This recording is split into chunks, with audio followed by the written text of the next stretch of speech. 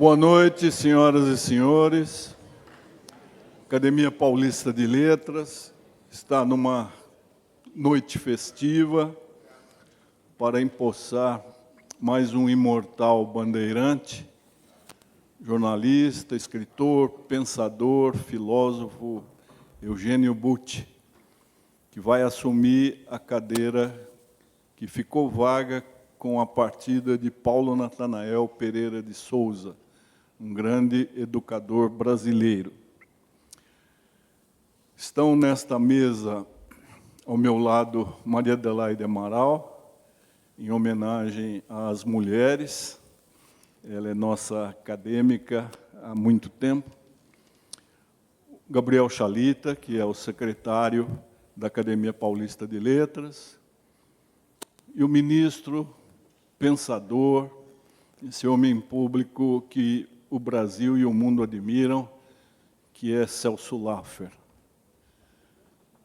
Eu estou na presidência interina em virtude do falecimento da sogra do nosso presidente, Antônio Penteado Mendonça. É por isso que me coube a honra e o privilégio de presidir esta sessão. Eu peço aos acadêmicos Rubens Barbosa e Tércio Sampaio Ferraz que façam a gentileza de introduzir no recinto o nosso empossando.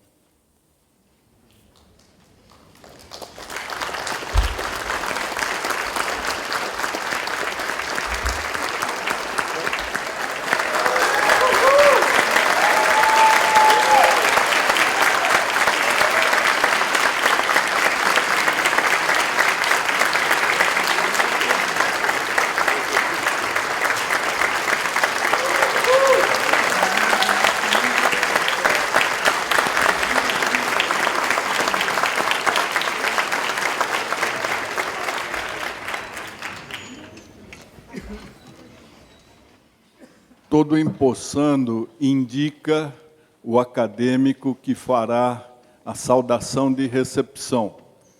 E o acadêmico Eugênio Butti indicou o ministro Celso Laffer, a quem eu passo a palavra para fazer o discurso de recepção. Boa noite a todos. Presidente Nanini, Maria Adelaide, Tércio, Rubens, querido Chalita, nosso muito querido Eugênio Butti, a quem tenho hoje a satisfação de saudar. Quero também cumprimentar efusivamente todos os amigos e parentes que hoje comparecem, inclusive a Maria Paula, que seguramente vem acompanhando os passos do Eugênio há muito tempo e com grande estímulo. Agora, se vocês pensam que eu vou falar de improviso, não vou falar de improviso. Porque, ao contrário do Miguel, que se dá ao luxo e ao talento de falar de improviso, eu sou menos dotado. Isto, de maneira que me permito dizer que é, em primeiro lugar, uma grata incumbência a que eu tenho hoje de saudar Eugênio no momento da sua posse na cadeira 12, na Academia Paulista de Letras, na sucessão do saudoso confrade Paulo Natanael. É uma incumbência na qual se entrelaçam satisfação e convicção. A satisfação de um amigo que nele vem tendo, no correr dos anos, um parceiro na reflexão sobre os desafios da agenda contemporânea. Desafio para os quais o seu qualificado olhar de jornalista pensador, atento à pauta do relevante, é sempre instigador.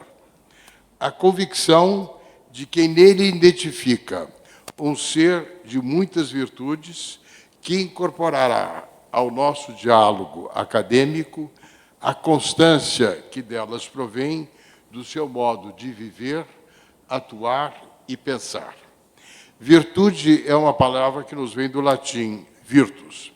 Na sua análise dos termos romanos relacionados à moral e à política, a consagrada classicista portuguesa Maria Helena da Rocha Pereira, recorre a um fragmento de Lucílio para enunciar vertentes da virtus.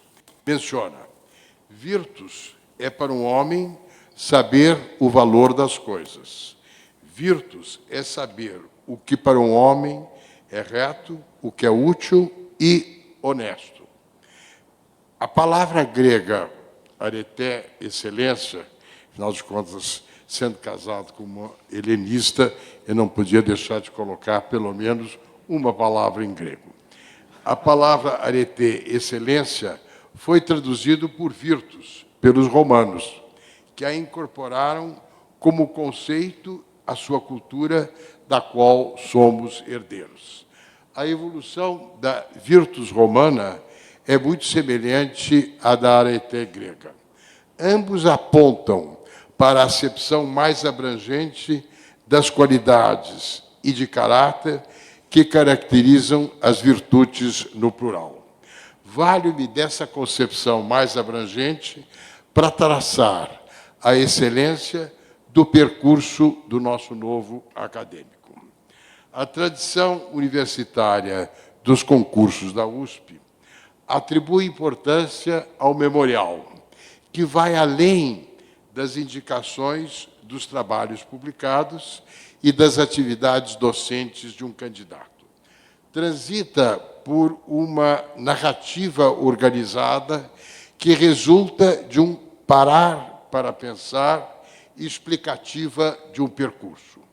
O Memorial do Eugênio, de 2014, apresentado em seu concurso na ECA, na Universidade de São Paulo, da qual tive o prazer de participar como membro da banca examinadora, tem a qualidade de uma narrativa organizada dos seus caminhos. Dela extraio pontos de partida, lembrado da observação de Machado de Assis. O menino é o pai do homem. Em Orlândia, sua cidade natal, editou em 76, quando concluía o segundo grau, com 2 amigos e colegas, um jornal, Apelo. Apelo deu certo como realização. Correspondeu, como o seu nome, a uma convocatória de persuadir pela palavra. Foi, no entanto, uma experiência interrompida pelas circunstâncias da época, em função de uma interferência da Delegacia Regional do Ensino. Esta, na vigência dos anos autoritários, não viu com bons olhos uma publicação que funcionava como precipitadora de uma mobilização estudantil incipiente.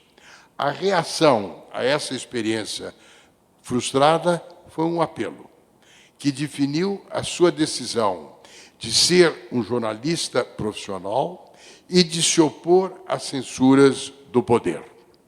Ensejou o norte da bússola da sua vida como jornalista, identificando no jornalismo, nas suas palavras, um ponto em que se encontra o exercício dos direitos, a razão vital da comunicação e o valor da informação. O passo subsequente, com a sua vinda a São Paulo, foi a pertinência do seu ingresso na ECA, a Escola de Comunicação e Artes da USP, na qual se formou em 83 e da qual é hoje um dos mais destacados docentes. Em busca de horizontes mais amplos, ingressou em 1980 na Faculdade de Direito da USP, conciliando os 2 cursos por um período, porém só concluindo Direito mais tarde, em função de um mergulho em atividades profissionais ligadas ao jornalismo. Tanto na ECA quanto no Largo de São Francisco, foi um militante estudantil de relevo, animado pela tradição da esquerda e de suas concorrentes. Com reconhecida liderança, integrou, em 1981, o Diretório Central dos Estudantes da USP e foi eleito em 1984, presidente do Centro Acadêmico de 11 de Agosto. Para quem foi aluno da faculdade, viveu a vida universitária, a referência ao 11 de agosto tem uma dimensão toda especial. E como o Flávio está aqui, se eu não desse a isto a ênfase apropriada, ele ia dizer que eu não estou cumprindo com a missão da turma de 64, que nós dois integramos, junto com o Tércio e o Sinésio, de maneira que eu tenho um coletivo a me impelir a esta interpolação. Em ambos, na subida condição de um ativista independente, buscou, na sua atuação pessoal, nas suas palavras, que eu cito porque são muito pertinentes, afirmar direitos democráticos por meio da cultura e da comunicação.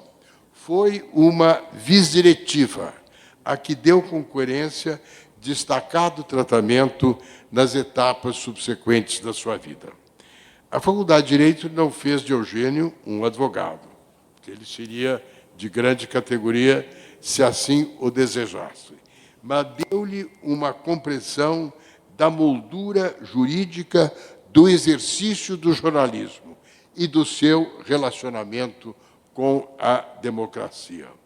No livro de 2009, A Imprensa e o Dever da Liberdade, realça que a verdade jornalística, aspas, que é com ela que a democracia pode contar, quando se trata de estabelecer acordos ou consensos capazes de dar uma unidade aos muitos conflitos dos muitos discursos que disputam o espaço público. A democracia, como ele diz, depende conceitualmente dessa construção dialogada de uma verdade cotidiana, aqui chamada de verdade jornalista. Esta pondera, diz ele, é concebível, aspas, à medida que seja gerada na diversidade das fontes, de narradores, de veículos públicos e privados e, sobretudo, de instituições dedicadas ao negócio de informar o cidadão. O projeto jornalístico é um projeto iluminista, gêmeo do projeto democrático, diz Eugênio. Não? Essa dimensão do iluminismo é um componente forte desta sua reflexão. Ambas têm em comum o valor do sapere aude kantiano, do saber ouvir da cidadania numa democracia por meio do direito a uma informação correta. É o que permite dar andamento ao ideal de oferecer ao público elementos para o entendimento racional das diferenças pelo instrumento de aferição do cotidiano. Vale a pena relembrar, bobianamente, que um dos postulados da governança democrática é a existência de cidadãos, não de súditos, aptos a avaliar o status rei público com base na transparência de uma informação exata e honesta. O desafio de efetivar esse ideal iluminista percorre os caminhos do nosso novo acadêmico.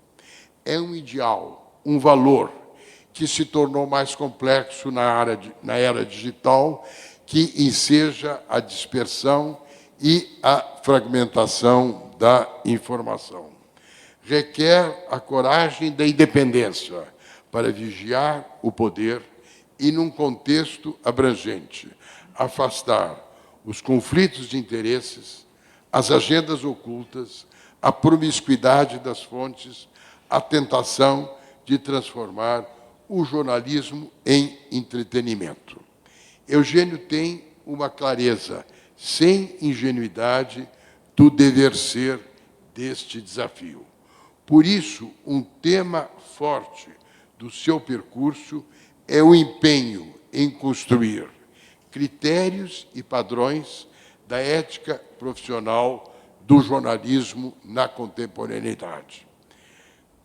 Esta construção tem sido um contínuo work in progress, instigado pelo concreto da sua prática profissional, ampliada pelo horizonte de um denso repertório intelectual.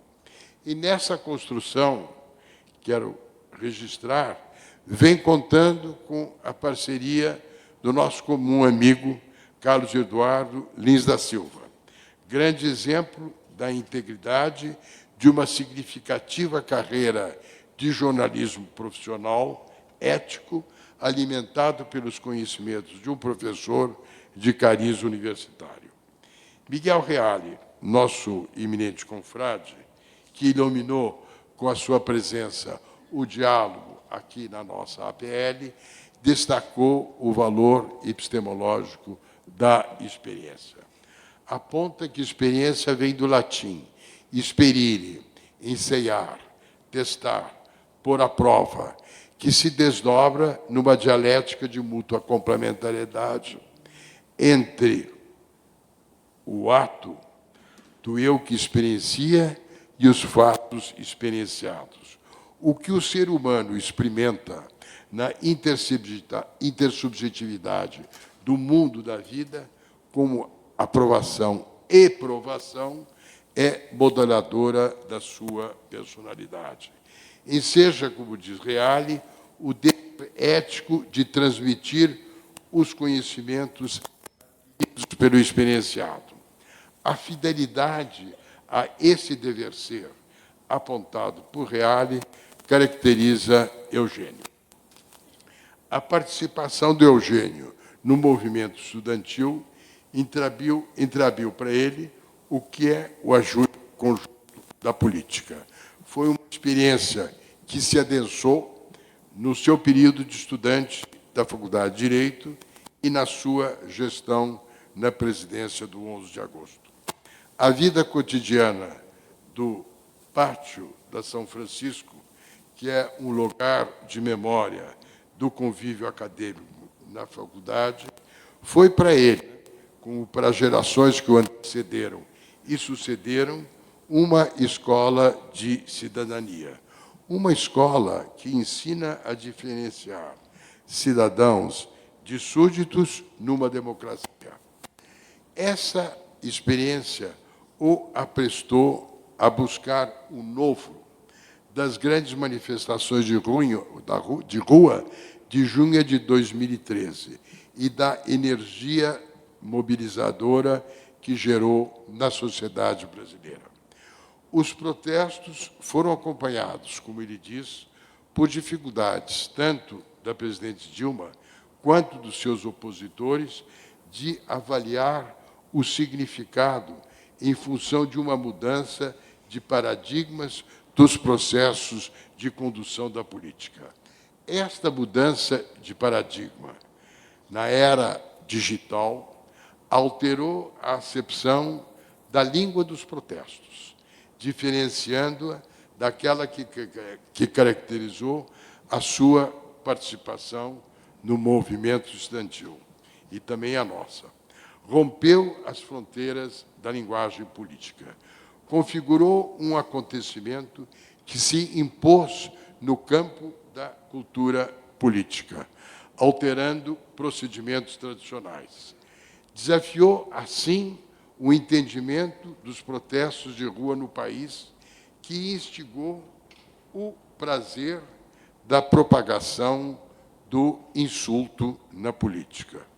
Não vou fazer remissão à conjuntura atual, mas apenas dizer que ele teve uma pioneira antevisão de uma nova realidade e do componente de intransitividade da energia da forma bruta dos protestos, que é a marca do seu livro de 2016, A Forma Bruta dos Protestos, das manifestações de junho de 2013, à queda de Dilma Rousseff em 2016.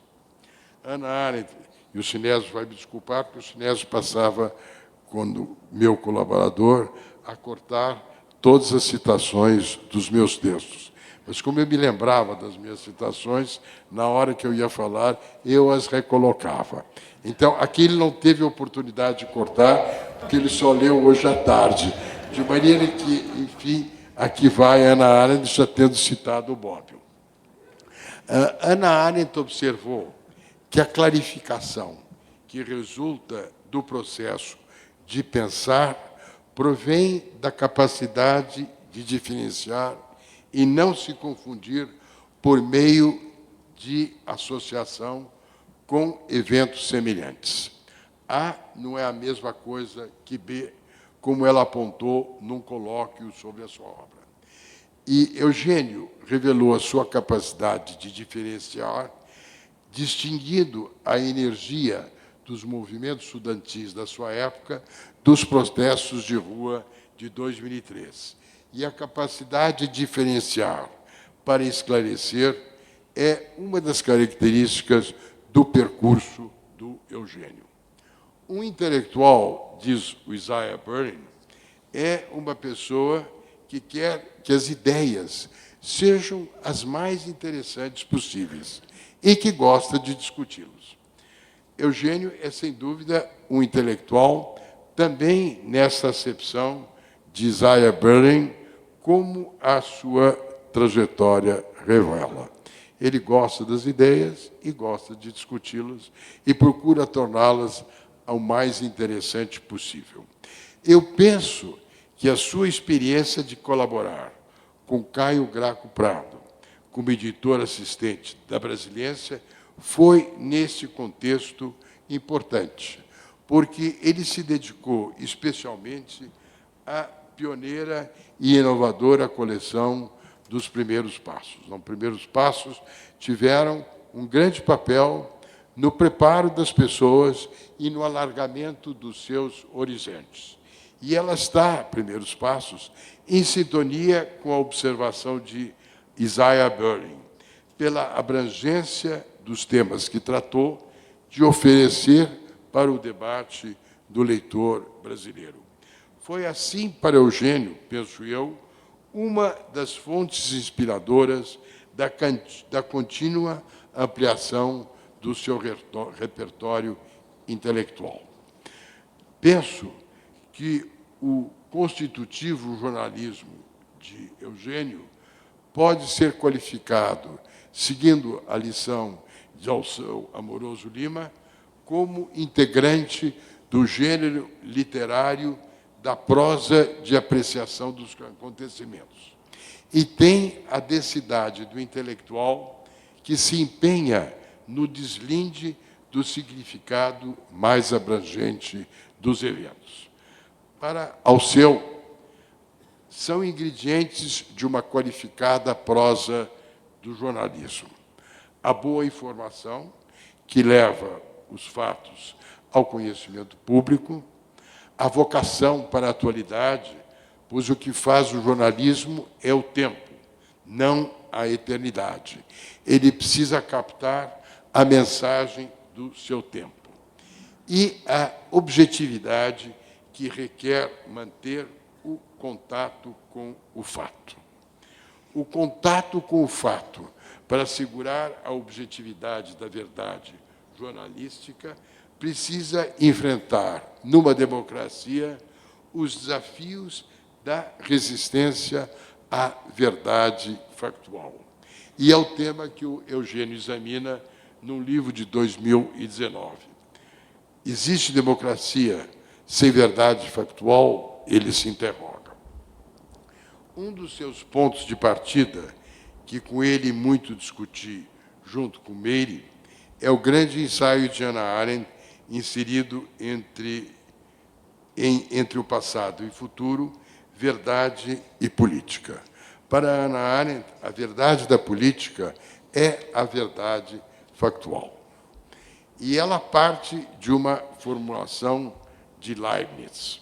Afinal de contas, um professor da filosofia do direito não pode deixar de fazer uma referência filosófica, e o Leibniz teve um papel na construção da dogmática jurídica e não apenas das mônadas. Leibniz diz que, na Idade Moderna, a verdade não é nem dada, nem revelada, mas produzida pelo espírito humano. E, nesse contexto, ele distingue verdades da razão e verdades de fato. As verdades da razão são necessárias e o seu oposto é impossível. As verdades de fato são contingentes e o seu oposto é possível. A contingência da verdade factual é o que a torna epistemologicamente frágil. Frágil em geral e frágil diante das artimanhas do poder. Por isso diz um provérbio ídis: a verdade nunca morre, mas leva uma vida miserável. Não?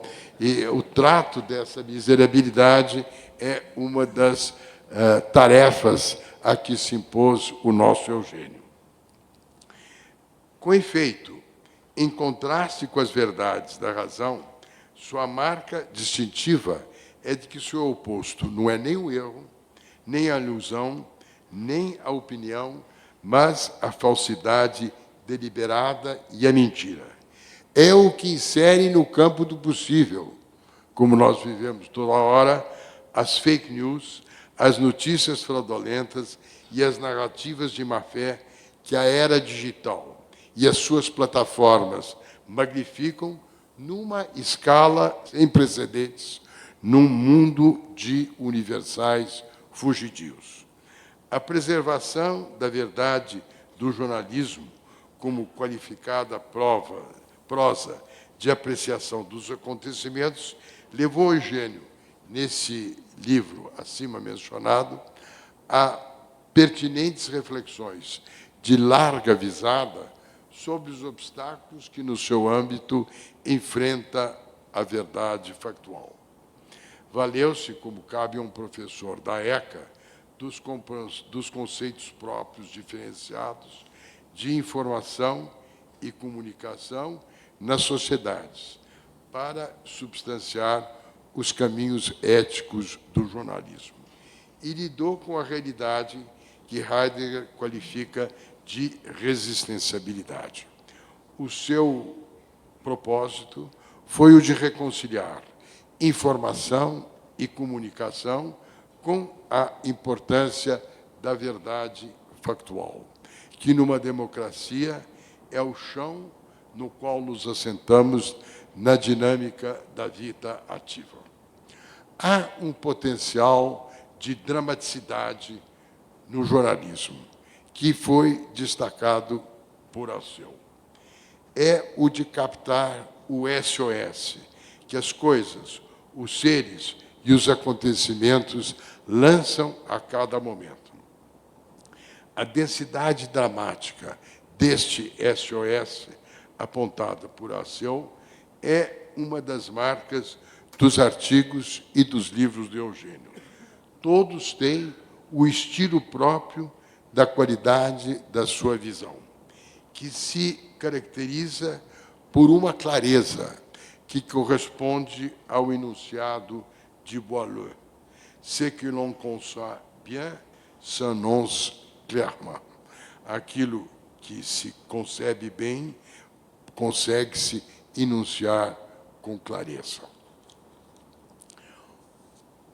O bom e bem conceber das respostas a estes SOS apontados por Alceu está ligado em Eugênio ao papel dos intelectuais nas sociedades contemporâneas. Essas se caracterizam por sua complexidade, constante mudança, democratização impulsionada pelo grande número, globalização que internaliza o mundo na vida dos países e pela presença da mídia na avaliação dos acontecimentos.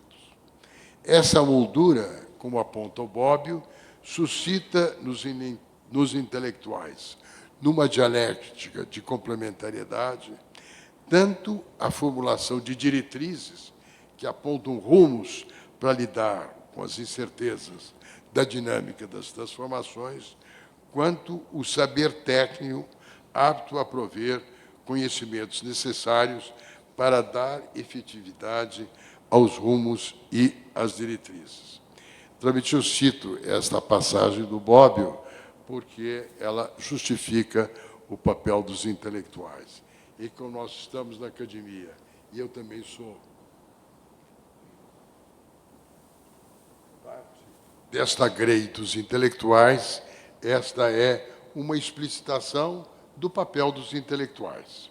E o Eugênio tem o domínio de dentro e não de fora do saber técnico dos meios da prática do jornalismo, fruto da sua experiência profissional de repórter, editor sênior e diretor da redação de importantes revistas.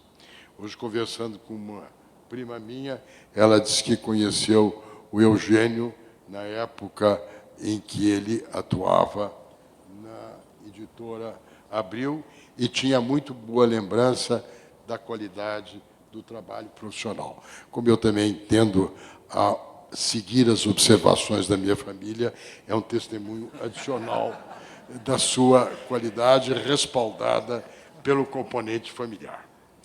Ele foi também presidente da Radiobras, de 2003 a 2007, e ele é um colunista regular de importantes jornais, entre eles o Estado de São Paulo. E, nessa condição de jornalista, ele desempenha, para recorrer à formulação de Raymond Aron, o papel do observador participante. O artigo dele de hoje, no Estadão, é uma comprovação a mais desta preocupação com uma análise de participação objetiva da pauta que nos circunda. É com base do saber técnico, das condições concretas do exercício da função, que ele fundamenta os padrões éticos da liberdade do jornalismo independente. Sente que enfrenta múltiplas interdependências. Ele faz no livro este jogo entre independência e interdependência para esclarecer o que ele busca transmitir. E ele sublinha, diferenciando a linha demarcatória que deve separar o ofício dos que informam as sociedades e as atividades daqueles que são pagos para defender os interesses dos seus clientes.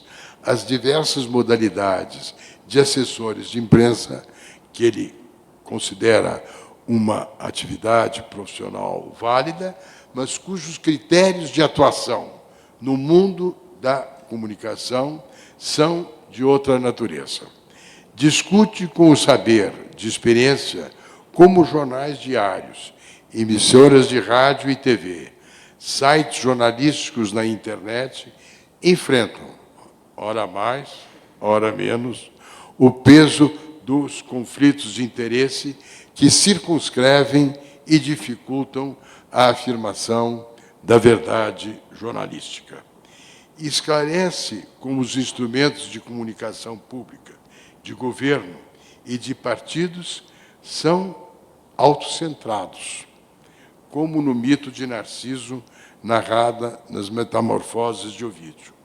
Cortejam a sua própria imagem e não a informação da cidadania. A experiência de bem conduzir a Radiobras e também as comunicações no âmbito da USP levou a discutir em profundidade o papel e as distorções das empresas públicas de comunicação no seu livro de 2015, O Estado de Narciso, a comunicação pública a serviço da vaidade particular. A relevância dos papéis dos intelectuais na elaboração da formulação e dos princípios diretivos para lidar com as incertezas das transformações é uma necessidade que surge das transformações da sociedade provenientes da modernidade. Com efeito, as sociedades tradicionais não tinham a noção de risco, que transita pelas ideias de probabilidade e incerteza inerentes às sociedades voltadas para a aventura do futuro. Operavam na vida com as ideias de destino, acaso, sorte, vontade dos deuses, que não se amoldam à ideia de risco, como sublinhou Giddens. É a noção de risco que levou o seguro, como sabe o nosso presidente, que hoje não pode estar aqui, ao planejamento das ações no processo decisório das empresas, à reflexão estratégica sobre a guerra e a paz, que é o que nós estamos hoje verificando, que precisa ser mensurada, a avaliação das políticas públicas na gestão governamental. E o Giddens discute, conceitualmente, o risco externo que vem de fora, como o asteroide que cai, e o risco manufaturado pela ação humana que caracteriza a contemporaneidade. Entre eles, o que incide sobre a natureza, que compromete com dramática urgência o meio ambiente e as condições da vida na Terra. A irradiação dos riscos afeta a todos. É o caso das pandemias, como a Covid, e impacta os caminhos de todos nós como seres humanos. O risco tornou-se, assim, a maneira de Ortega y Gasset, o tema da nossa circunstância e do nosso tempo. É esse tema, diria, para ir concluindo, que Eugênio enfrenta no seu livro de 2023. Incerteza, um ensaio. Como pensamos a ideia que nos desorienta e orienta o mundo digital. Este livro teve a sua origem nas discussões do seminário da feiticeira, que nosso confrade Tércio Sampaio Ferraz tem promovido regularmente, como ele diria, com vocação zetética filosófica de suscitar a abertura para a especulação sobre o que são e como estão as coisas. É o que explica e explicita a dedicatória à Sônia e ao Tércio, lembrando a ataraxia da feiticeira. Eugênio inicia o seu livro apontando que se pode chamar de informação, com precisão, aquele conjunto de dados que, dotado de sentido, sendo decifrável, esclarece a incerteza e comporta o seu cálculo. O volume de informações que a escala crescente do processamento de dados que a era digital permite, oferece elementos para a mensuração do volume de incertezas e, assim, ampliar a avaliação das possibilidades e, desta maneira, ponderar riscos.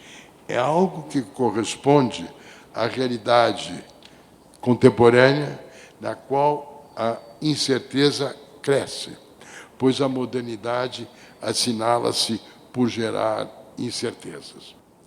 O incerto é o ponto de partida do jornalista, que dela se abstece, do incerto. A imprensa só existe nos ambientes que desconfia de certezas perentórias. O seu método, observa Eugênio, pode ser interpretado como uma pauta de convivência pacífica com a ausência de certeza ao esmerar-se no garimpo dos fragmentos do acontecido. Como se vê, desta maneira, Eugênio dá contermos adicionais ao seu jornalismo como qualificada prosa de acontecimentos. O livro de Eugênio não foi elaborado para pacificar, mas sim para inquietar-nos com um SOS que o andamento das coisas suscita. Uma das inquietações que transmite é de que a praxis democrática, ao tecer direitos e reduzir privilégios, conflui para o incremento da entropia, que é uma medida da desorganização e relaciona-se com a incerteza crescente. Daí, um dos grandes desafios contemporâneos da governança democrática, que é de propiciar os laços de confiança entre a população e o poder, de tal forma a ensejar o common ground, o terreno comum, político e privado, no qual o interesse das pessoas se encontra e em nome do qual um país cria um destino nacional. Estou fazendo uma citação de um grande livro do presidente Fernando Henrique Cardoso, de 2018, Crise e Reinvenção da Política no Brasil. A outra grande inquietação que transmite origina-se da urgência do presente proveniente da direção política do avanço científico e tecnológico. Daí o paradoxo que explicita de uma nova relação certeza-incerteza.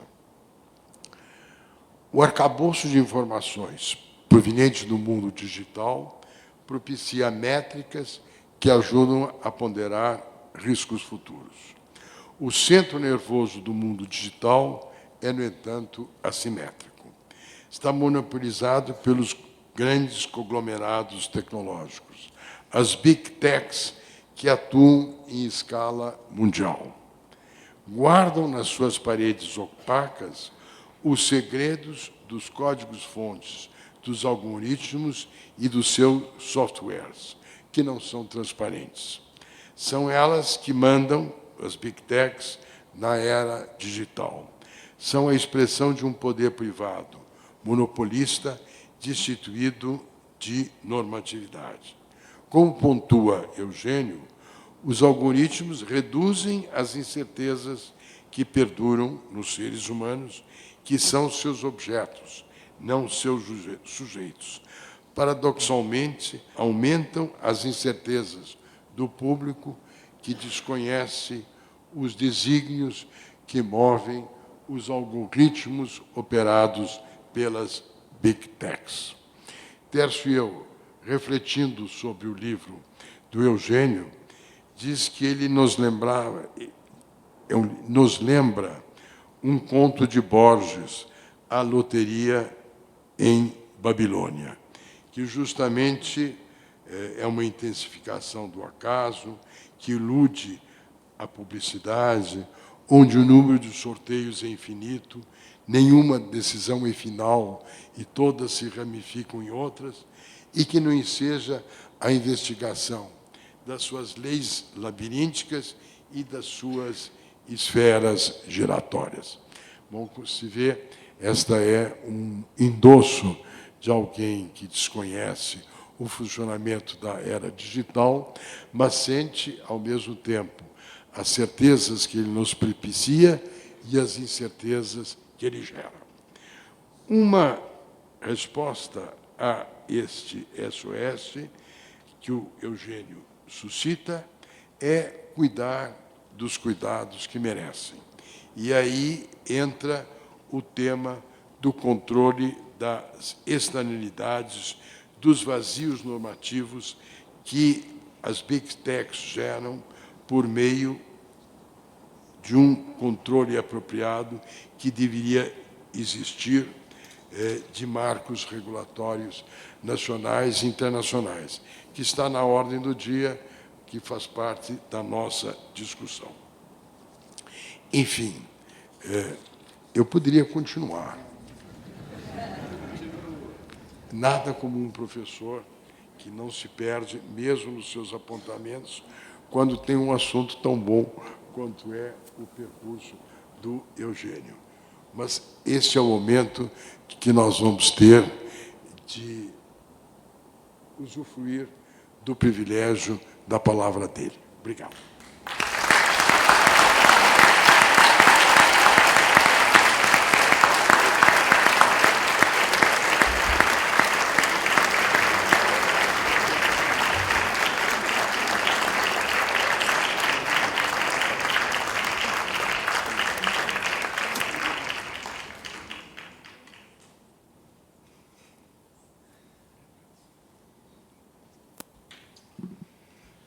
Quando a Academia Paulista de Letras recebe alguém, ela recebe também a família, porque esta instituição, que completa 115 anos em 2024, é uma extensão do nosso lar. Nós estamos aqui todas as quintas-feiras, convivendo, nos confraternizando, é por isso que nós chamamos nossas companheiras de confreiras.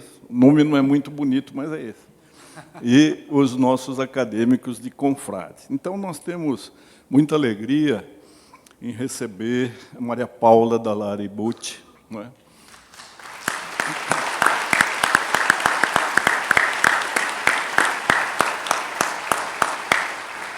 Filha de alguém a quem eu devo muito, que é o professor Dalmo de Abreu Dallari, me acompanhou durante 40 anos e que eu convidei para entrar nesta casa e ele se recusou. Ainda bem que o Eugênio hoje vem suprir e vem completar. A Marta Butti e o marido Guilhermo Durig, é isso? E a netinha Aurélia, né? Então, sejam muito bem-vindos.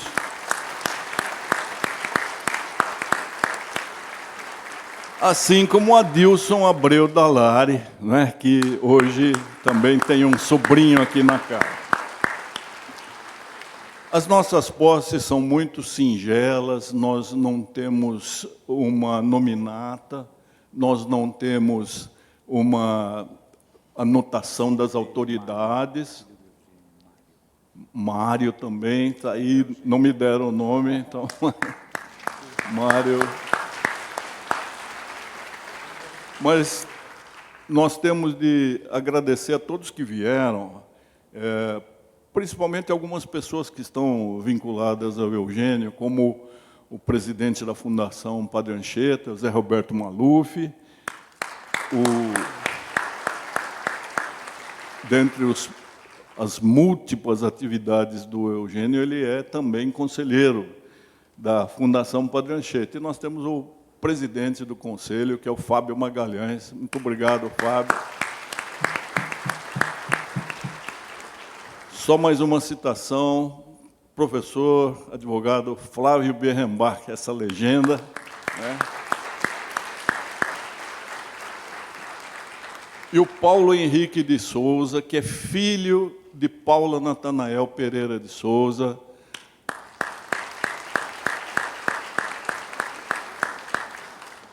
cuja memória vai ser mencionada no discurso de posse do Eugênio, porque, como dizia a Lígia, a nossa vã imortalidade é a presença do acadêmico que partiu na oração daqueles que o sucedem. Não substituem, mas sucedem.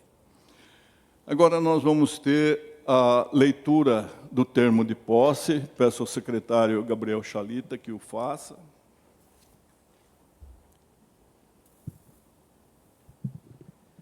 Termo de posse, aos 3 dias do mês de outubro do ano de 2024, em sessão solene realizada na sede da Academia Paulista de Letras, no Lago do Aroche, número 312, às 18 horas, tomou posse, na cadeira número 12, o senhor Eugênio Butti, eleito em 1º de agosto de 2024, sendo recebido pelo acadêmico Celso Laffer.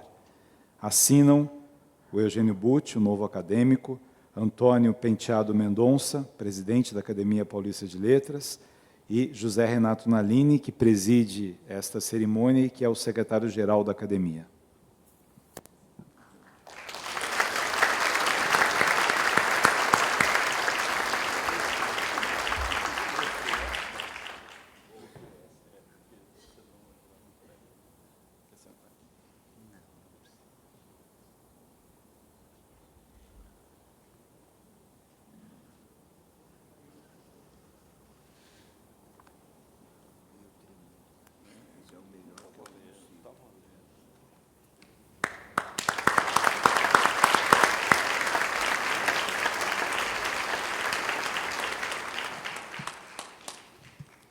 Antes da entrega do diploma e da aposição da fita, nós não temos fardão, nós temos esta insígnia bem singela, que é a rosácea, que significa que nós somos amantes das letras, e eu chamo também Maria Paula para ajudar a colocar a fita, mas nós temos uma tradição aqui na casa, que é a apresentação dos acadêmicos. Eu peço para o Gabriel Chalita que o faça.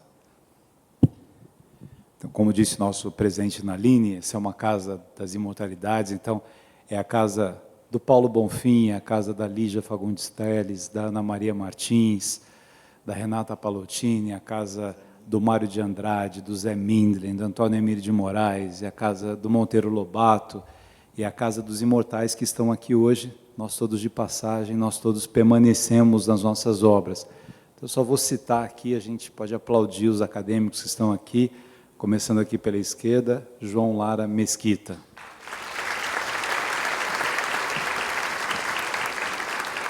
Roberto do Ailib.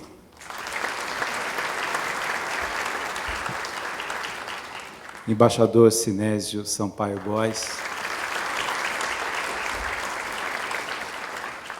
Dr. Raul Marino. Presidente Michel Temer. Miguel Reale. José de Souza Martins. Mary Del Priori. Maestro Júlio Medalha. José Pastore. Dom Fernando Figueiredo. Leandro Carnal. Os acadêmicos aqui já foram todos apresentados também? Apresentamos de novo ou não? Já foram apresentados todos.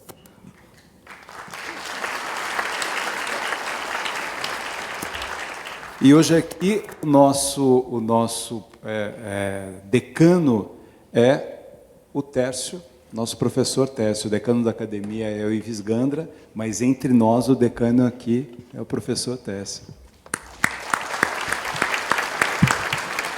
Peço ao confrade Tércio Ferraz Sampaio que, auxiliado pela Maria Paula, coloque a insígnia no Eugênio Butti.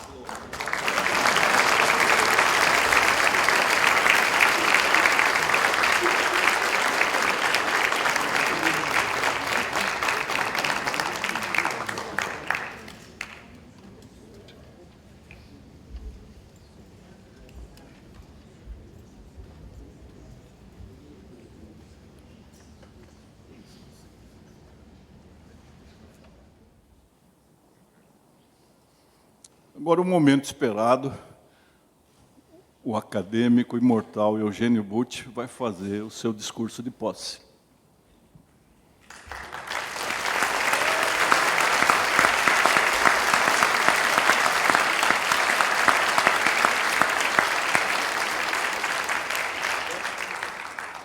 Boa noite. Antes de tudo, eu preciso agradecer a cada um que está aqui, que veio até aqui, conhecer essa casa e me acalentar o coração e reverenciar a nossa academia. Eu também, antes de saudar cada um dos presentes, eu preciso agradecer, sem saber como agradecer, as palavras de Celso Laffer. Eu sei que nós temos aqui alunas, alunos, estudantes de graduação e de pós-graduação. Quando vocês entregarem o memorial nas mãos de um grande professor, vocês precisam saber que ele vai guardar aquilo lá. E um belo dia, quando vocês menos esperarem, ele vai recuperar aquelas palavras, como o professor Celso fez agora comigo. Eu podia lembrar, entre muitas coisas, que há 32 anos, quando ocupou pela primeira vez o posto de chanceler do nosso país, o professor Celso Laffer concebeu e liderou e comandou a Rio 92, com a presença de 108 chefes de Estado da ONU. Antes aquele recado tivesse sido ouvido naquela época. Nós estamos hoje correndo atrás do atraso. Mas isso é apenas um sinal do valor e da visão deste grande professor que tanto me comoveu hoje com essas palavras. Eu poderia lembrar, e não vou lembrar muita coisa, mas que há muitos anos, em Cornell, ele foi aluno de Hannah Arendt, com quem ele viria a desenvolver uma relação de proximidade. E por quem eu aprendi a ler Hannah Arendt. O professor Celso citou um livro meu, mas ele e Meire são fundamentais para que esse livro se tornasse possível, e o mapa da compreensão das ideias de Hannah Arendt eu devo a Celso Laffer, entre muitas outras coisas. Eu quero saudar aqui Gabriel Chalita, Naline, que contou de Dalmo Dallari. Não é bem que ele não quis, mas não deu. Eu me lembro muito bem disso. Tinha muita estima por todos aqui. Maria Adelaide, professor Tércio, meu querido professor, e embaixador Rubens Barbosa. A muitos desses aqui, eu preciso atribuir a culpa de eu estar aqui hoje. Eu também não vou falar de improviso, eu preciso saudar cada um dos acadêmicos aqui. Leandro Carnal, adorei o seu colete. Está uma elegância, mas boa noite, muito obrigado, muito emocionante, muito especial eu estar aqui. Os homens e as mulheres que me recepcionam hoje nesta casa são meus semelhantes. Sim, temos diferenças no modo de conceber a política, somos discrepantes ao agir sobre a realidade, não convergimos em nossas visões sobre a economia, sobre as religiões, sobre o estatuto da arte, mas guardamos uma semelhança maior que nos une: o cultivo das prendas e das sendas da linguagem e o apreço pelo diálogo. A academia representa um convite para um plano elevado de convivência, com pensamento e sensibilidade, porque a academia mora no rumor dos signos. Certa vez, Miguel Reale, o grande jurista, filósofo, professor, que integrou essa casa, escreveu o seguinte: O que distingue uma associação acadêmica é a comum participação aos valores, tanto da sensibilidade quanto do intelecto. Entre eles se situando os da língua, a qual se constitui o solo natural da cultura, com sua trama sempre renovada de signos e significados, mediante os quais a espécie humana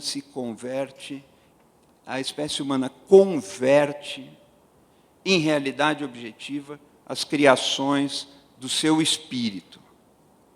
Fecho aspas. De minha parte, eu não vislumbro a existência ontológica de um espírito que anteceda a linguagem. Tampouco vejo o espírito lançando mão de um uso instrumental de signos. Diversamente, digo que o espírito se povoa de signos. Sua substância são os signos. De nenhum modo, porém, a minha intuição meio gauche, medianamente materialista, nubla a luminosidade da síntese de Miguel Reale. Se uma academia tem viço, há de ter ouvidos para essa expressão dele, a trama sempre renovada dos signos e dos significados. Gosto dessa expressão e gosto ainda mais quando me dou conta de que ela vem de um pensador que, sem ter se especializado em linguística, soube pressentir certos meandros da semiótica. A academia se instaura na observância delicada das leis internas que regem a trama dos signos. Trama que nos precede, trama que nos sucederá. A academia se alimenta de dissidências que, em lugar de se repelirem, vão se refletindo em mãos estendidas. Nela, o dissenso gera conhecimento, não animosidade. Uma academia é um ensaio utópico de paz, inquietude e serenidade. Penso nisso porque só isso pode explicar a razão pela qual eu fui escolhido para estar aqui. Eu fui eleito porque sou diferente. Eu não sou um decalque dos meus confrades e das minhas confreiras. Nesta casa de mistérios, eu me sinto misteriosamente em casa. Jorge Maltner canta que belezas são coisas acesas por dentro. Ele também canta que tristezas são belezas apagadas pelo sofrimento. Nesta casa, de penumbras claras e lampejos amenos, uma beleza quieta se acende dentro de mim e não se apaga. Eu me reconforto ao perceber que meus semelhantes e minhas semelhantes são dessemelhantes entre si. Semelhantes e dessemelhantes ao mesmo tempo. Desde a minha eleição, há coisa de 2 meses, eles e elas vêm me dando mensagens de boas-vindas, salpicadas de graça e de amizade. E eu agradeço comovido. Mas há mais gente que vem me receber aqui. Há pessoas que já se foram. E essas pessoas não se omitem em me saudar. Por meio de suas obras, puxam comigo uma prosa longa, sem mistificações, sem misticismos e sem alardes. Nesse ponto, sigo a tradição acadêmica e faço o meu pronunciamento nesta noite para falar principalmente dessas pessoas, que já não estão aqui, mas estão. O meu tema são elas.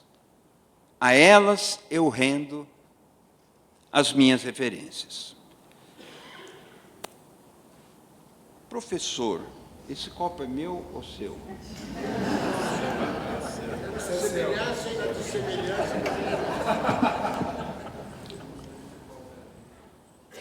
só para molhar. A Academia de Letras foi fundada em 27 de novembro de 1909. A cadeira 12, que é a minha, entronizou como seu patrono Paulo Egídio de Oliveira Carvalho. Quero falar dessas pessoas. Ele nasceu na cidade paulista de Bananal, em 1843, estudou no Largo de São Francisco e se dedicou à imprensa. Dirigiu o Diário de São Paulo e colaborou com o Correio Paulistano. Eu fico impressionado. 100 anos depois dele, eu trilhei um caminho parecido. Vim do interior, estudei Direito na São Francisco e segui carreira jornalística. A diferença que existe entre mim e o Paulo Egídio é que ele foi maior. Além de um profissional das redações, consagrou-se como advogado, promotor de justiça e intelectual público, eu poderia dizer. A categoria de intelectual público talvez seja posterior, mas é o que ele foi. Ele foi senador, se elegeu em 1894, engajou-se na criação das caixas populares, com o objetivo de facilitar o crédito para as camadas mais pobres, que ele chamava de massas espoliadas e também de proletariado. O Paulo Egídio levantou sua voz em defesa da abolição da escravatura e olhava para as desigualdades. Ele morreu em São Paulo em 1906 e, sob sua inspiração, 5 pessoas já ocuparam essa cadeira 12 antes de mim. Alberto de Melo Seabra, René Thiollier, Maria de Lourdes Teixeira, Benedito Ferri de Barros e Paulo Natanael Pereira de Souza. O primeiro da lista, o médico Alberto de Melo Seabra, também teve atuação como jornalista. Ele escreveu especialmente no Estado de São Paulo e no Correio Paulistano. Também ele nasceu no interior de São Paulo, em Tatuí, em 1872. Começou os estudos de medicina no Rio de Janeiro. Se formou em Salvador com 22 anos e já vocacionado para a psiquiatria. Vindo para São Paulo, clinicou no Hospital do Juqueri, por indicação do Dr. Franco da Rocha, já célebre, e na Santa Casa de Misericórdia. E era uma pessoa curiosa, inquieta. Ele estudou a obra do neurologista francês Jean-Martin Charcot, que foi um dos professores de Freud, e o Dr. Seabra estudou Freud também. Num de seus livros, A Alma e o Subconsciente, ele sustenta que o método da hipnose, do Charcot, poderia ser um caminho para a cura do alcoolismo e para a dependência em morfina. Ele tem uma escrita límpida, ágil, que de verdade parece levitar sobre as páginas já amarronzadas pelo tempo. É uma leitura agradável, viva. O meu predecessor também se encantou com as teses de outro francês do século XIX, Allan Kardec, que é o sistematizador do espiritismo, tal como a gente o conhece hoje. E o Dr. Seabra falava na existência de um espiritismo científico. No campo da medicina, ele foi um grande entusiasta da homeopatia, um grande divulgador da homeopatia.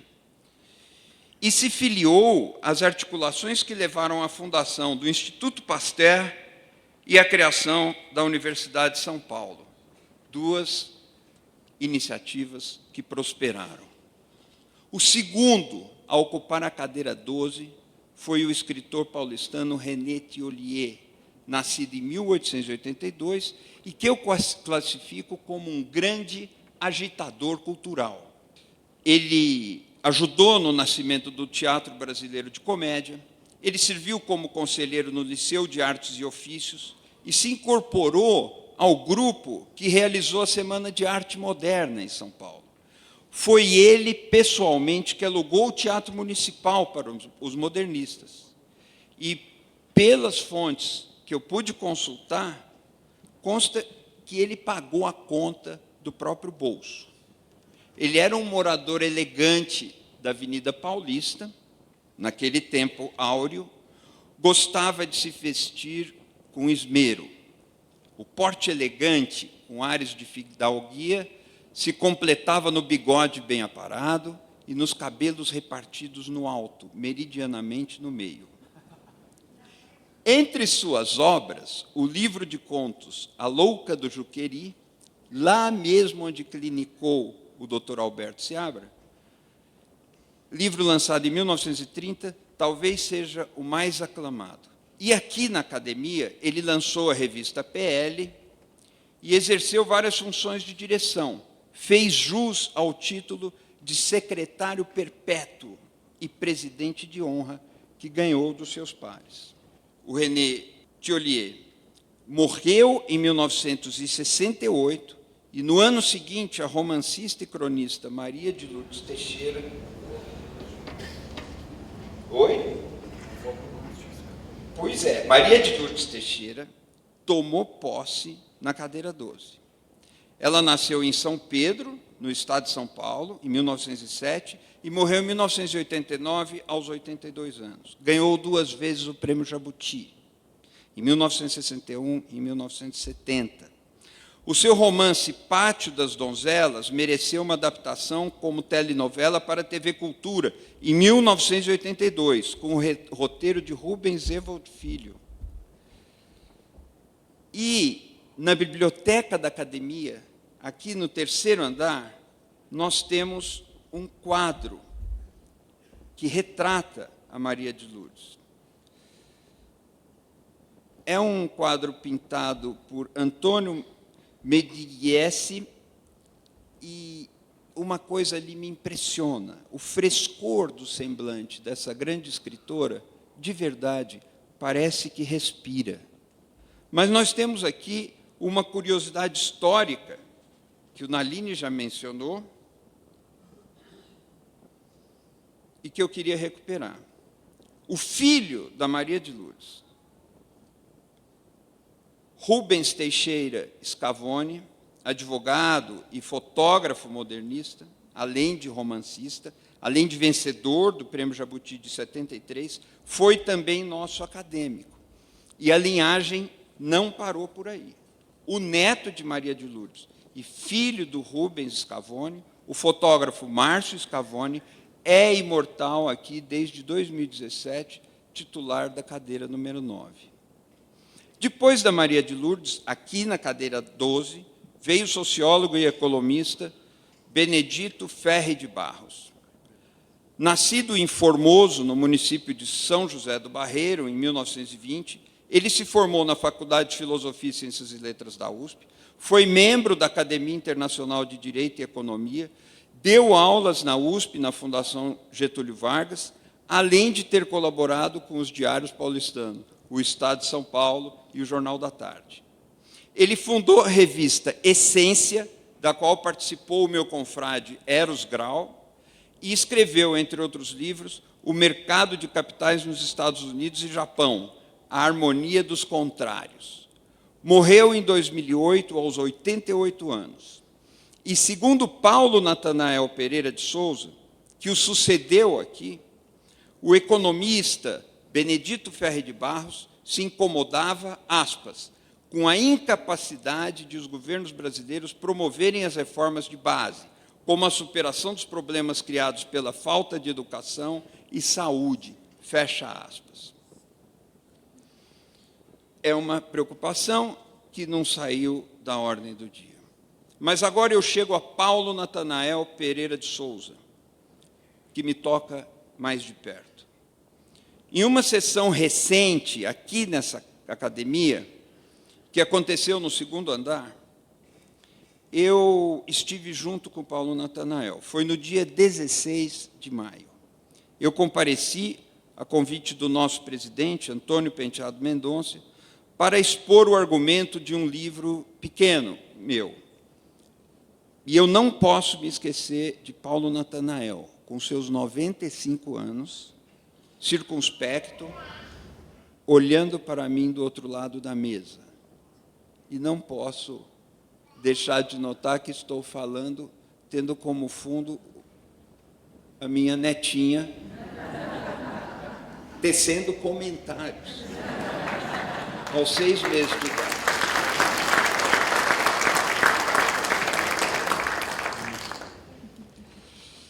Diante de Paulo Natanael, do outro lado da mesa, eu senti o peso da responsabilidade de ter como ouvinte um dos maiores educadores do Brasil. E 9 dias depois disso, ele morreu. Eu hoje experimento uma sensação idêntica. A contingência de ficar no lugar de Paulo Natanael pesa muito mais que a casualidade de falar para ele. Substituí-lo, claro, está acima das minhas capacidades. Só o que me tranquiliza é saber que eu não vou substituí-lo. Eu vou, de verdade, conviver com ele. Ou melhor, vou dialogar com ele, como estou fazendo agora. Paulo Natanael é mais um que nasceu no interior paulista. Em José Paulino, hoje o nome é Paulínia, no dia 25 de março de 1929. Na infância, morou em Campinas, Araraquara e São Carlos, cidades nas quais cursou as primeiras letras. Em São Carlos, concluiu o curso clássico e se formou também como professor primário. Na mesma cidade, foi vereador. Em 1961, ele se mudou para São Paulo e continuou progredindo. Chegou ao posto de secretário de Educação, de Cultura desta metrópole. Ele deu aulas em todos os níveis de ensino, desde o velho curso primário até a pós-graduação. Foi ainda secretário estadual de Educação, quando ocupou um lugar no Conselho Curador da TV Cultura, da Fundação Padre Anchieta. Ele foi também presidente do Conselho Federal de Educação. A sua notoriedade angariou os reconhecimentos mais altos. A França o condecorou com a Ordem Nacional do Mérito do governo, isso no tempo de Valéry Giscard d'Estaing. E ele foi condecorado também com a Légion d'Honneur no período do presidente socialista François Mitterrand. A Academia Brasileira de Letras lhe outorgou 2 distinções, a Medalha João Ribeiro e a Medalha Livreiro Francisco Alves, esta atribuída a escritores de destaque a cada 5 anos. Ele também recebeu a Ordem Nacional do Mérito Educacional, no grau de grande comendador. Paulo Natanael pertenceu a outras academias, como a Academia Brasileira de Filosofia, a Academia Cristã de Letras, a Academia Paulista de Educação e a Academia Brasileira de Educação. Ele presidiu o Centro de Integração Empresa-Escola, tanto em São Paulo quanto nacionalmente, e foi agraciado pelo mesmo CIEE, em parceria com o jornal Estado de São Paulo, com o Prêmio Guerreiro da Educação Rui Mesquita. Publicou cerca de 30 obras. Desafios Educacionais Brasileiros, Pré-Escola, Uma Nova Fronteira Educacional, Educação, Escola e Trabalho, Educação na Construção, e o outro, Educação, Uma Visão Crítica, a palavra crítica é muito importante para ele, são apenas algumas dessas obras. Em 2011, saiu pela Integrare Editora um volume que retoma e condensa o seu pensamento, Caminhos e Descaminhos da Educação Brasileira. Eu recomendo a leitura desse livro. Uma frase inicial, posta em epígrafe, dele surpreende pela atualidade. Aspas. Se a escolarização universal dos ensinos fundamental e médio não se justapuser à permanência universal dos alunos até o final dos cursos, a escola não estará sendo nem democrática, nem justa, nem eficiente. Essa observação é mais do que oportuna, ela é urgente. As políticas de permanência nunca foram tão necessárias. A USP que o diga. Estou vendo aqui a vice-reitora da USP, Maria Arminda. Eu me lembro do Carlotti. Ana Lana, acho que está aqui, pró-reitora de Inclusão e Pertencimento. Inspirado principalmente pela Maria Arminda, o trabalho de inclusão e pertencimento na USP vem dando resultados espantosos, mas muito positivos. O empenho vale cada centavo. A universidade melhora, e rapidamente, quando sabe acolher e tornar a permanência das pessoas que vieram de famílias vulneráveis mais prazerosa e mais produtiva. Isso dá certo e isso melhora o ensino. E isso Paulo Natanael já observava. Eu sou um jornalista, sou professor da Escola de Comunicações e Artes da USP, temos vários professores aqui hoje. Não tenho formação de educador. Mesmo assim, por gosto e por dever de ofício, venho tentando aprender uma coisa ou outra sobre essa matéria, que é inesgotável. Posso atestar que, quanto mais diversas e múltiplas, mais eficientes são as universidades. As instituições de ensino ganham vigor à medida que ousam extrair saber do que é dispar. Nesse ponto, aliás, o ideal da escola coincide com o ideal de uma academia de letras. Aprender na diferença. Academias de letras e escolas são parecidas também nisso. Cito outro trecho de Paulo Natanael. A verdadeira educação insere realmente as novas gerações no universo do conhecimento e torna apto até mesmo o mais humilde dos habitantes a participar conscientemente das práticas cidadãs do processo econômico da nação. Fecha aspas. Quem vai discordar dessa afirmação? Educar só pode ser sinônimo de formar cidadania. Pena que o Brasil não tenha assimilado essa verdade que meu antecessor tornou tão cristalina. O problema é tão exasperante que, em algumas passagens, Paulo Natanael adota um tom mais enérgico, como aqui, por exemplo. O Brasil sempre soube educar suas elites, sem que tenha aprendido a educar o seu povo. Minha tendência inicial é aplaudir essa frase.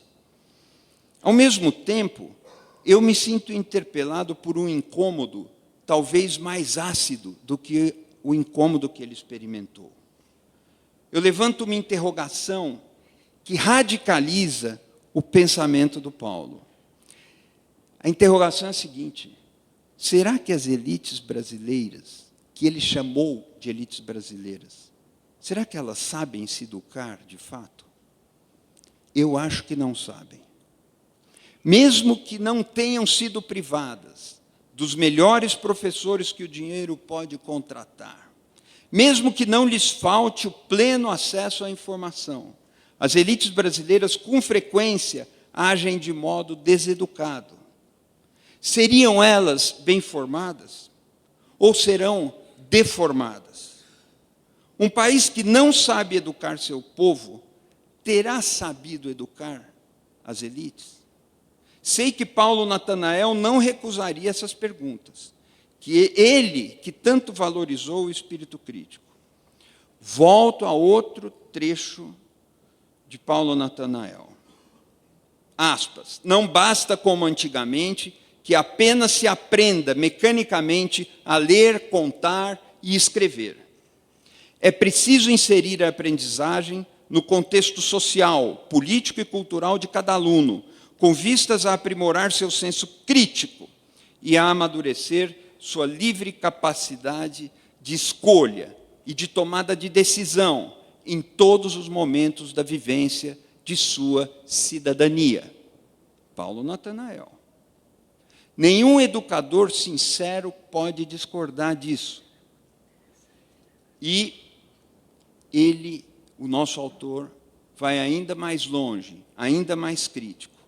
Aspas, a fábrica de analfabetos no Brasil continua funcionando a pleno vapor. Paulo nos mostra, em um texto brilhante, que o analfabetismo não é consequência da inércia, não cai do céu. O analfabetismo é meticulosamente confeccionado pelas engrenagens da indiferença. O analfabetismo funcional, esse mais ainda, não brota da terra, é fabricado pelas elites. Eu mesmo tenho notado uma fabricação análoga. Tenho percebido a ocorrência de outra mazela produzida industrialmente, aquela que eu chamo de ignorância artificial. Nos nossos dias, a ignorância não é mais um vazio, uma ausência de saber. É uma compactação industrial de signos sem vida.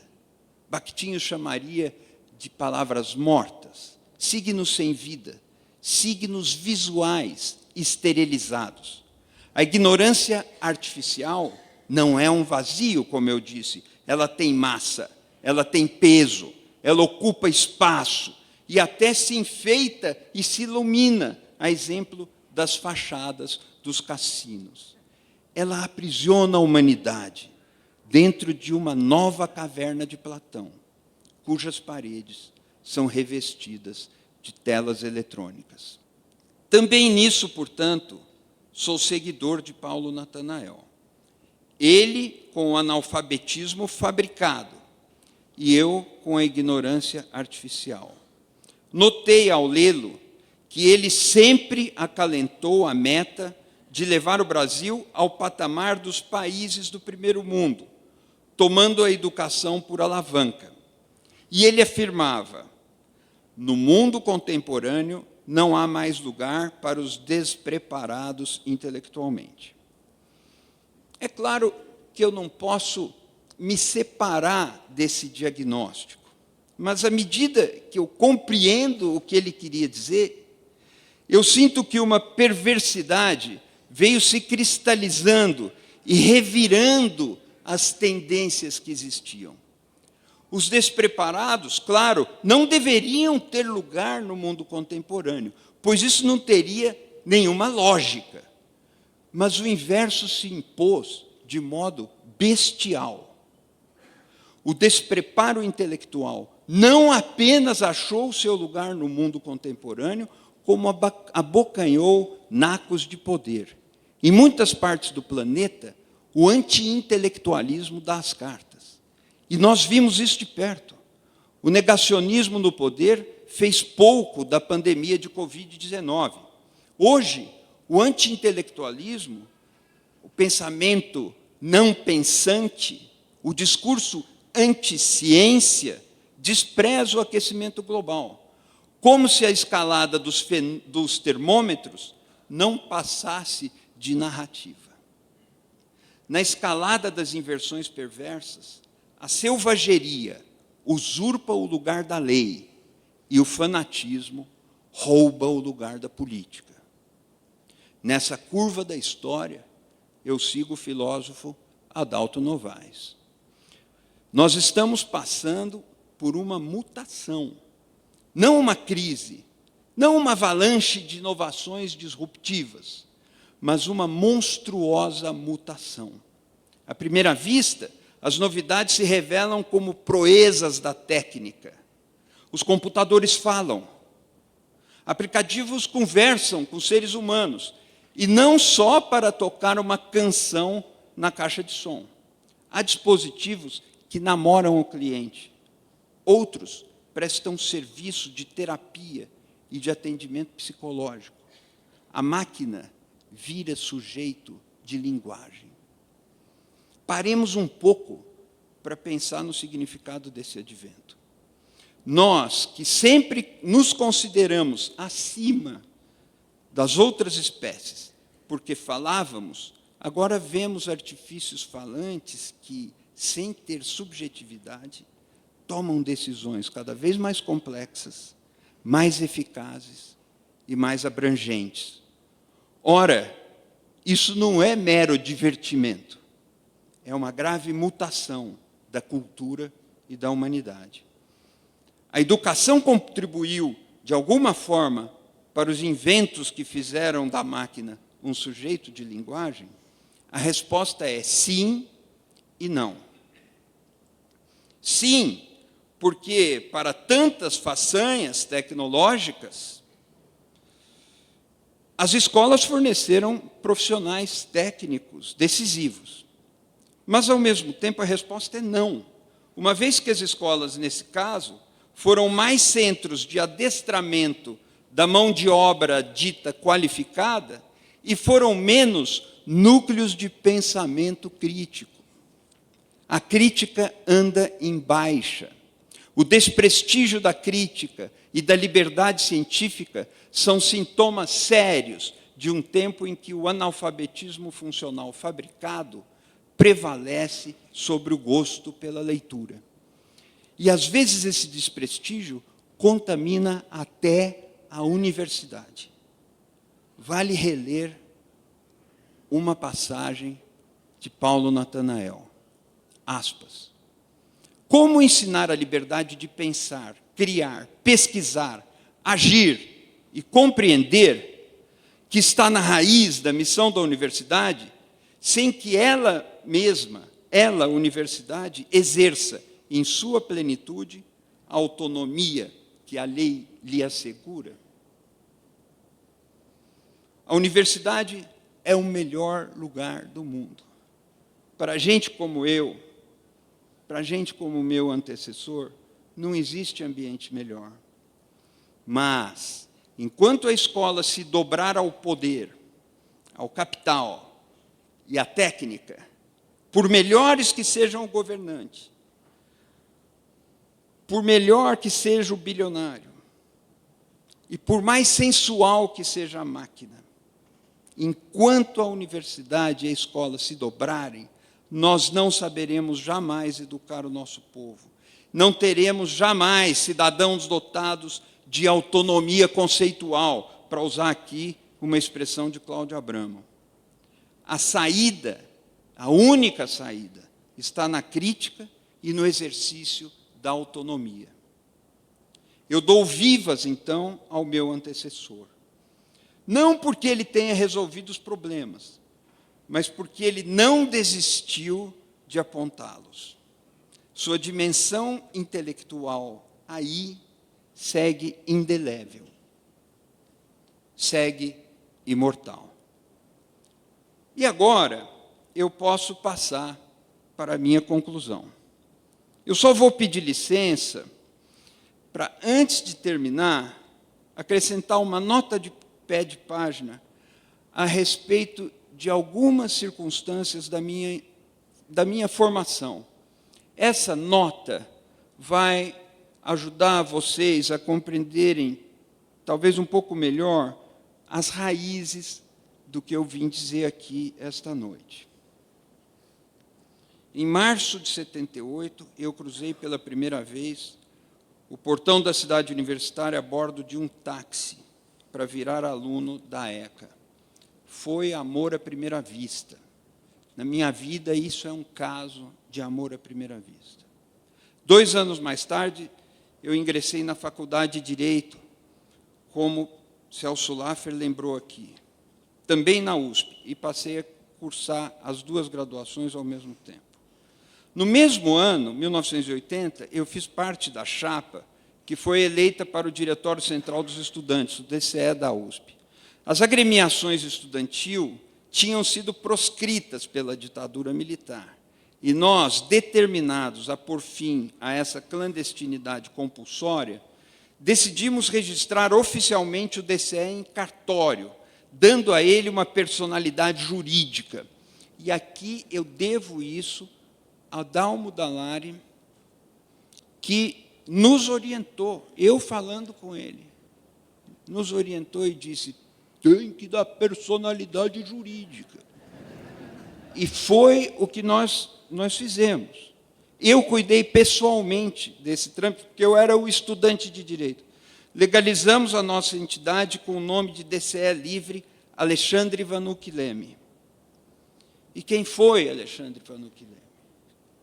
Também interiorano, Sorocaba, estudava geologia na nossa universidade, estava no último ano, quando ele morreu sob tortura, em 1973, tinha 22 anos.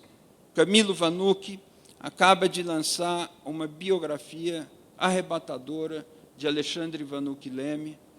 O título é Eu Só Disse Meu Nome.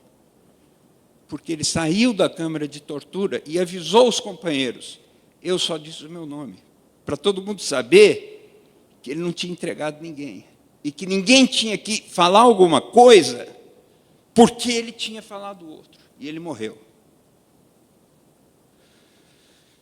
A consciência de que vivíamos sob um regime que assassinava garotos da minha idade por motivos políticos fez de mim o que sou hoje.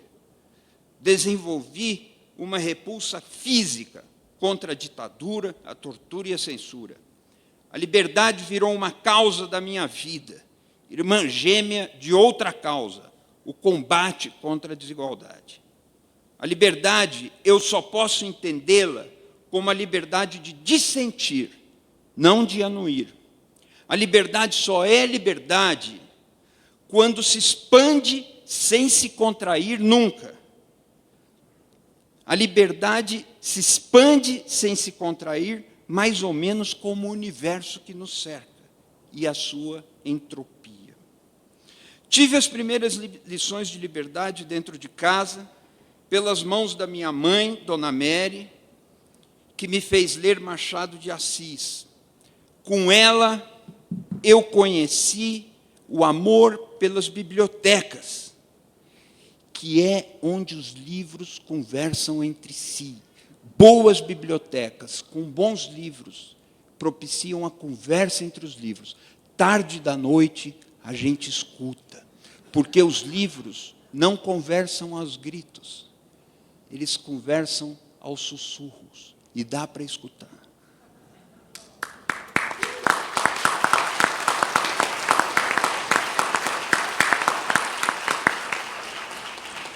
Minha mãe, professora, me ensinou análise sintática. O sujeito é aquele que pratica a ação. Meu pai, Dr. Bruno, advogado e depois procurador do Estado, mandava encadernar para mim os suplementos de cultura do Estadão, editados por Nilo Scalzo, que foi membro dessa academia. Tenho esses volumes até hoje, capa verde com letras douradas. Mas o maior presente que eu recebi do meu pai e da minha mãe foram meus dois irmãos, Gustavo e Ângelo, e minha irmã Fabiana, que nunca me deixaram na mão, em nenhuma circunstância. Em frente à nossa casa, lá em Orlândia, morava um professor de português renomado em toda a região. Seu nome era Ciro Armando Catapreta. Tinha sobrancelhas espessas e uma voz trovejante que contrastavam com a boca pequena, abreviada, mais ou menos como um hífen. Era poeta. Sei de cor alguns dos seus versos. O professor Ciro foi prefeito da nossa cidade por mais de um mandato.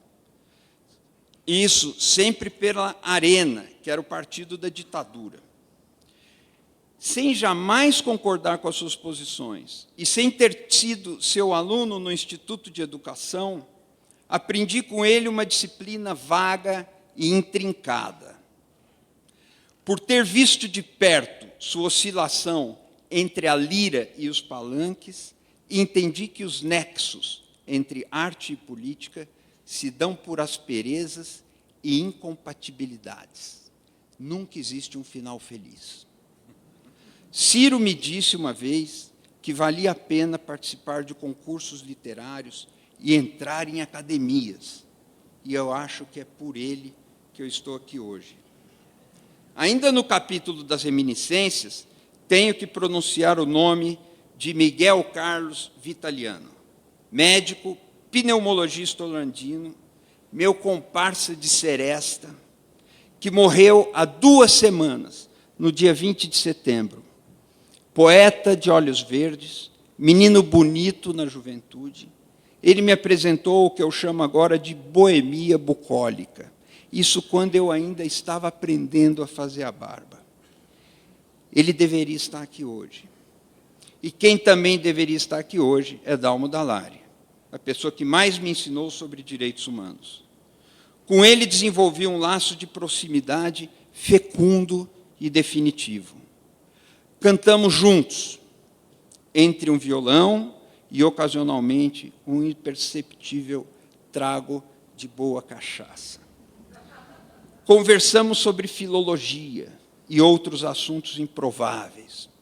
Partilhamos o passar das décadas, que eu quase não vi. Tudo isso porque, no princípio, tomei a mão de sua filha, Maria Paula, que está aqui comigo. Juntos, eu e ela, cruzamos céus e infernos, como ela mesma disse. E juntos, eu digo, geramos felicidade. Nossos filhos, Mário, com a sua mulher Ticiana, Marta, com seu marido Guilhermo, lá, estão aqui. A Aurélia, minha neta, com a autoridade de seus 6 meses de vida, decidiu vir de Zurique. Olhando para minha família, penso que Dalmo Dallari não se foi. No mais, resta o não sabido. E isso é a melhor parte. Da nossa espécie, só as letras e os signos talvez sobreviverão. Quando não houver mais ninguém por perto, serão lidos por aparelhos frios.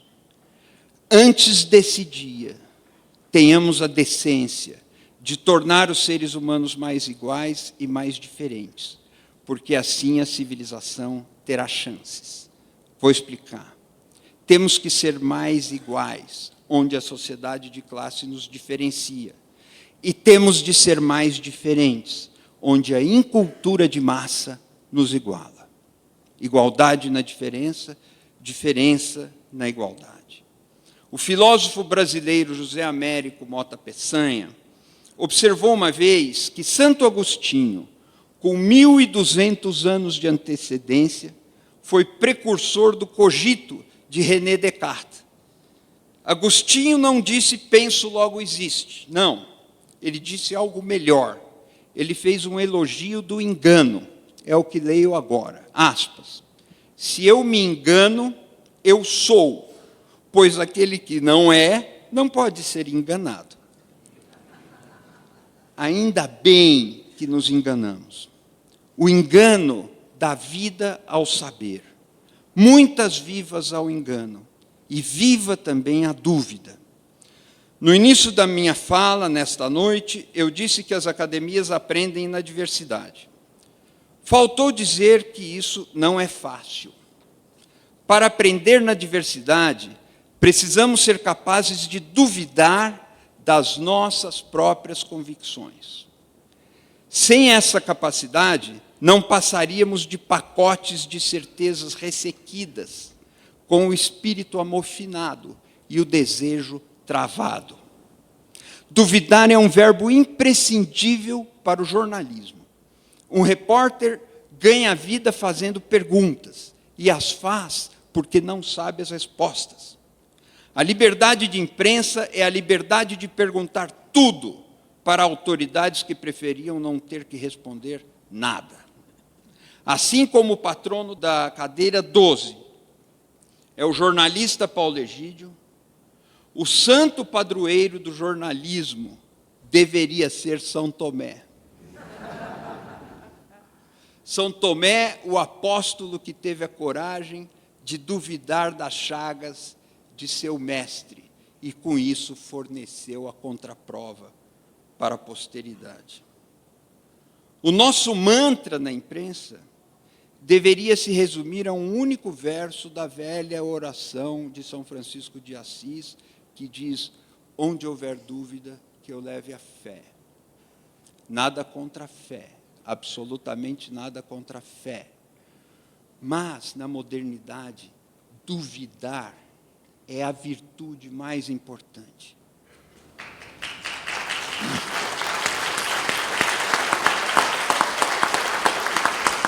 Então, nós,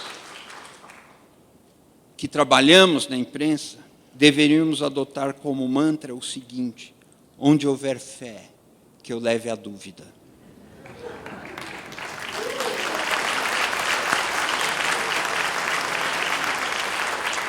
O bom jornal ajuda seus contemporâneos a desconfiarem dos mercadores de certezas.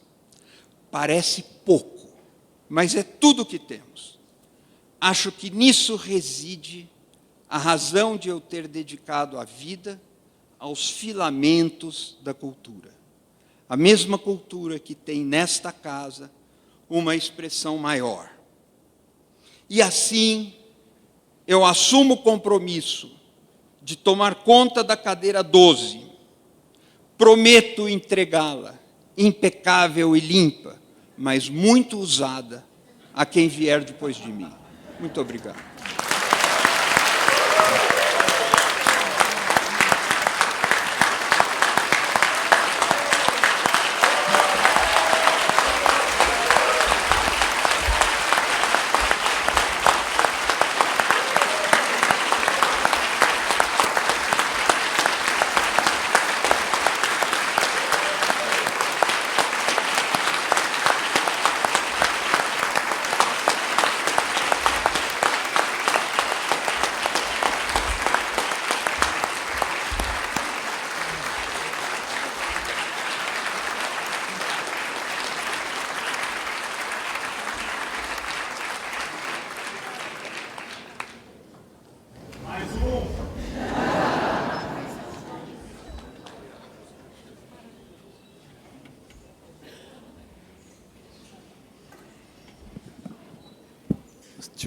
Tivemos duas belíssimas orações, bastante material para reflexão, e Eugênio vai receber os cumprimentos logo mais aí junto a vocês. Está encerrada a sessão.